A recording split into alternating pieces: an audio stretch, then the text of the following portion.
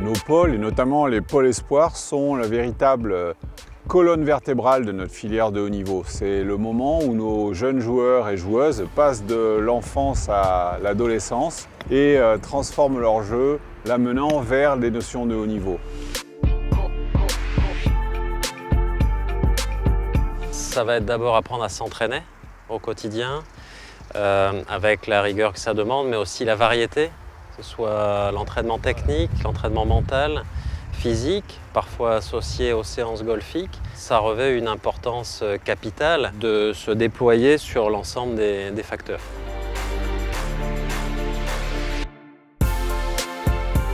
Allez-y, fixez-vous vos objectifs perso. Si certains ont des doutes, vous me demandez. Quel est ton objectif sur la séance de putting là? Comment tu fais pour savoir que tu es lucide? Dans quelles eaux tu es sur les points d'attention trajectoire sur les longs coups? On va simplement se placer par rapport à ceci, exactement à l'inverse, en recherchant au contraire quelque chose de rentrant. Et là, tu auras une balle molle. Excellent. Ce que j'aime dans ce que tu fais, c'est que justement, il n'y a pas de blocage dans l'impact comme on peut avoir quand on se met en situation agressive. Tu traverses la balle, tu la prends en phase de rotation. Donc c'est très doux, c'est presque un chip bouncy, rentrant. Simplement, tu passes plus bas. C'est vrai que c'est agréable de justifier ses trajectoires par des données TrackMan, d'avoir une validation de son stroke de putting par un SamPutLab. Chemin square, face square, avec très peu de rotation de face, normalement tu devrais tout rentrer. Ben non, mais c'est vrai. Donc non, c'est clair que je ne vais pas te donner des drills techniques. Ça serait du temps perdu.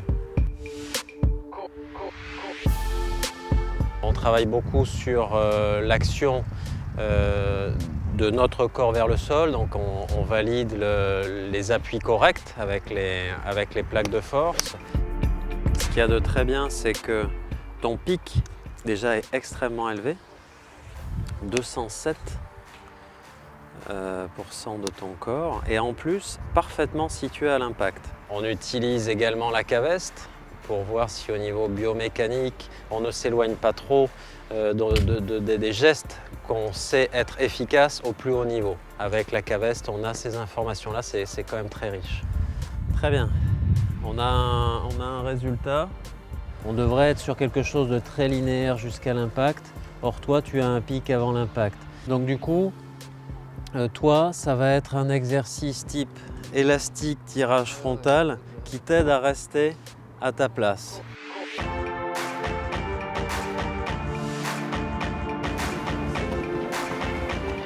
J'ai de bons retours par rapport à ce que la préparation physique transfère sur l'activité. Ça se retranscrit très facilement sur le golf en termes de puissance, en termes de coordination, d'amplitude et de souplesse. Voilà, ça permet de développer l'ensemble des qualités motrices.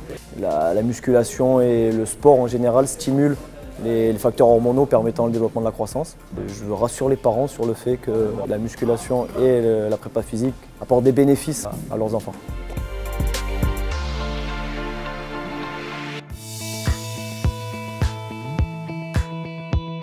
Le matin, on se lève à 6h40, on va déjeuner vers 6h50. À 7h30, on part au collège. On commence à 8h ou 10h tous les matins. Et après, on enchaîne toutes les heures des nouveaux profs, des nouvelles matières, jusqu'à 13h et après on va au golf.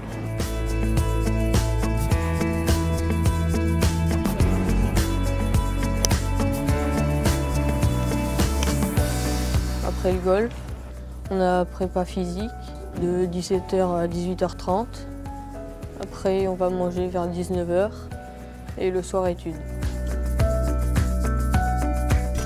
Le double projet, il consiste à aménager l'emploi du temps de façon à pouvoir dégager aux jeunes des plages sportives qui sont relativement grandes, qui permettent d'aller jouer un 18 trous l'après-midi. Disons qu'on fait tout pour créer les conditions d'épanouissement sportif et scolaire. On aménage une classe particulière, ils sont que des sportifs de haut niveau, avec moins d'heures bien évidemment que les autres, leurs camarades de troisième normal, j'allais dire. Nous obtenons de très bons résultats au brevet, à un taux de passage à 100% en seconde générale depuis 4 ans. Tous ceux qui sont de cette classe-là spécifique sportif réussissent leur examen. Donc vraiment des très bons résultats, des très bons élèves studieux pour lesquels effectivement on essaye de mettre en place des systèmes de révision, des systèmes d'aide. Tous les cours faits sont sur Pronote intégralement, en fichier numérique qui permet aux enfants quand même de pouvoir suivre leur scolarité, même lorsqu'ils sont absents.